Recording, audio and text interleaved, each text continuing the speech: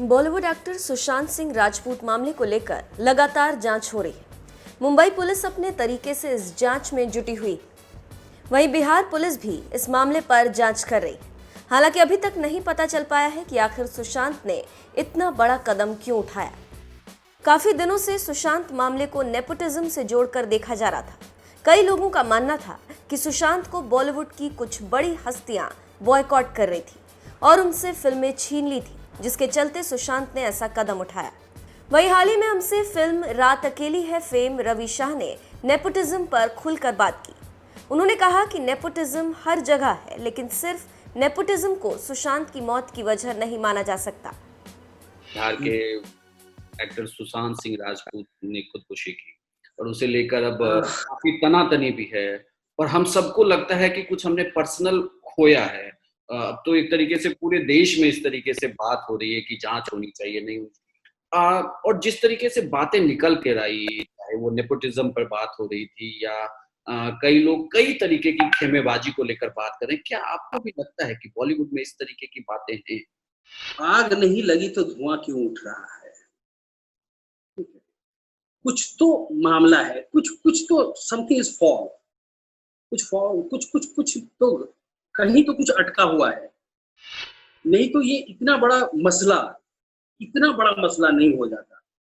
हमारे कंट्री की police, CBI इतनी या फॉरेंसिक इतनी कमजोर तो नहीं हो सकती कि वो जो है एक इस तरह की हत्या या आत्महत्या के मामला को सुन।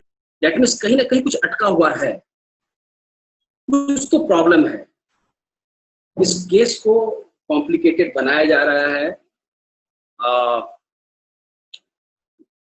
क्योंकि कोई भी अवेयर इंसान, कोई भी समझदार इंसान देखेगा तो ये तो यहाँ के सिस्टम पे सवाल उठता है ना कि क्या सीबीआई यहाँ की इतनी कमजोर है। हालांकि सीबीआई ने अभी केस नहीं लिया अपने हाथ में, लेकिन फिर भी पुलिस डिपार्टमेंट अपने आप में इतना कैपेबल है, फॉरेंसिक डिपार्टमेंट अपने आप में इतना कैपेबल है कि इससे कॉम्प्लिकेटेड केस को उन्होंने हैंडल किया। उनको ट्रेनिंग दी जाती है उस तरह से, तो इसको भी वो कर ही सकते हैं। लेकिन ये अकर्मण्यता की वजह क्या है वो मुझे समझ नहीं आता। मेरा सवाल ये था और जो हाँ नहीं, मैं समझ रहा हूँ आपके सवाल को, मैं समझ गया हूँ। लेकिन जो मेन प्रॉब्लम है जहाँ से हो रहा है वहां से मैं बात करना चाहूंगा। देखिए, इंडस्ट्री, अब वो इंडस्ट्री से बिलोंग करते थे इसलिए इंडस्ट्री को माना जाएगा, लेकिन पूरी तरह से देखिए ये हर एक का पर्सनल पॉइंट ऑफ व्यू होगा। तो मुझे लगता है कि सिर्फ एक ही वजह से कुछ होता नहीं है, ये मिला जुला प्रभाव है बहुत सारी चीजों का। किसी का वेटेज कम है, किसी का ज्यादा है, लेकिन ये मिला जुला प्रभाव मुझे लगता है, मेरा पर्सनल जो व्यू है, किसी एक चीज की वजह से ऐसा नहीं हुआ है। जैसे कि सबसे ज्यादा नेपोटिज्म को लेकर के लोग बातें कर रहे हैं और परेशान किए जाने की बातें करते हैं। ये देखिए, नेपोटिज्म कहाँ नहीं है। नेपोटिज्म, अगर मेरे बाबूजी का कपड़े का दुकान है और मैंने लाइफ में ज्यादा कुछ नहीं किया तो मैं तो कपड़े की दुकान पे बैठूंगा ना। एक दर्जी का लड़का दर्जी बनता है मोस्ट ऑफ द टाइम, एक किसान का लड़का किसान होता है। तो वो उन लोगों ने बचपन से कैमरा ही देखा है, फिल्मी माहौल ही देखा है और उसी माहौल में पले बड़े हैं और बाबूजी ने जो भी अर्जित किया है वो तो उन्हीं का है। लेकिन फिर भी फिल्म है ऑडियो विजुअल मीडियम, दृश्य और श्रव्य माध्यम। अगर उसमें आप दर्शकों को नहीं जमचेंगे, हर फिल्म लेके आते हैं, बासु भगनानी साहब हर एक बार फिल्म उनको देते हैं, लेकिन जैकी भगनानी जी नहीं चल पाते हैं। और भी बहुत सारे एक्टर हैं जैसे कि गुलशन कुमार, उनके भाई साहब आए थे गुलशन कुमार। तो ऐसे बहुत सारे नाम हैं जो जब आपके कारण आए लेकिन वो चल नहीं पाए। तो मुझे तो है कि ये पूरी तरह से उसी पे ब्लेम करना, नेपोटिज्म पे, ये मुझे डाइजेस्ट नहीं होता। और भी बहुत सारे कॉज होंगे, डेफिनेटली होंगे, क्योंकि ये तो बहुत कॉमन प्रैक्टिस है किसी भी फील्ड में। भाई भतीजावाद, जातिवाद, ये तो इसका दंश तो हर एक को झेलना होता है और इससे आप बच नहीं सकते हैं। आप इंडिया में आप जाते क्षेत्रवाद है, आप यूपी बिहार पे हैं, वहाँ पे है क्षेत्रवाद है, आप हिंदू मुस्लिम कुछ है चेहरा, लेकिन रहती है, हम इग्नोर करके। इट्स लाइक अ कुकुम्बर, अंदर 3 पार्ट होता है, ऊपर से उसमें बाइफर्केशन 3 होते हैं, ऊपर से 1 दिखता है।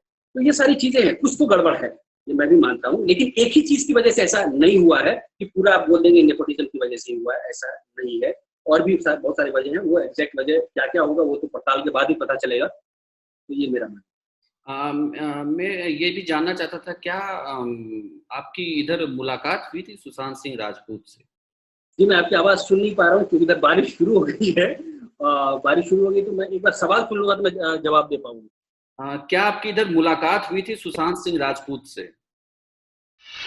नहीं, ये तो बहुत ही कहें कैसे क्या हुआ नहीं हुआ, मैं मोस्टली जो है लोगों से क्या, वो तो स्टार थे और हालांकि पूर्णिया कनेक्शन है, मैं भी पूर्णिया से हूँ हाँ। और हार्डकोर पूर्णिया है, तो उस लिहाज से भी मैं अगर किसी से मिलता हूँ तो ऐसे पर्सनल लेवल पे मैं चाहता हूँ कि काम के दौरान मुलाकात हो, हम काम के सिलसिले में एक प्लेटफॉर्म पे मिलें, वहाँ जान पहचान हो, वहाँ मेरे काम के थ्रू वो मुझे जाने, मेरे काम के थ्रू वो जाने, तो वो मुलाकात करना मुझे अच्छा लगता है, रेदर देन की अप्रोच करके मिलना।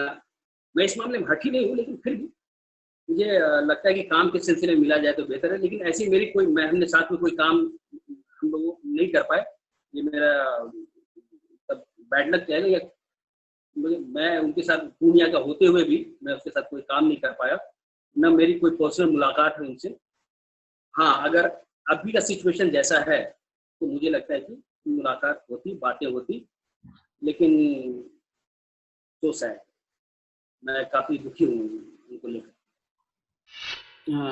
चलिए, मैं ये भी जानना चाहता था कि आपके आने वाले प्रोजेक्ट क्या हैं आगे, अब आप कौन कौन सी नई सीरीज लेकर आने वाले हैं या फिल्म?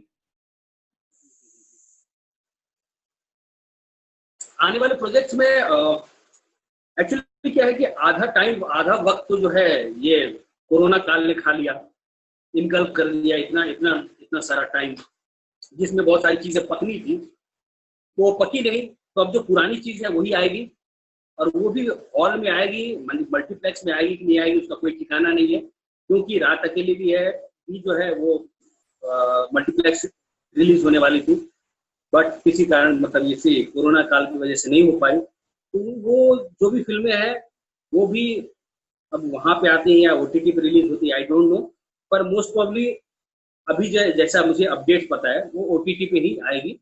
उनमें से 2-3 प्रोजेक्ट है जिसका मैं नाम लेना चाहूँगा, या तो मैंने बहुत सारे प्रोजेक्ट है, लेकिन जो मेरे लिए इम्पोर्टेंट है और महत्वपूर्ण है वो है, एक फिल्म है स्प्रिंग थंडर। स्प्रिंग थंडर बहुत ही लाजवाब मूवी है और अभी के समय के लिए वो बहुत ही मुफीद फिल्म है। Mining mafia, uranium mining mafia versus tribal rehabilitation and land acquisition पे ये फिल्म है।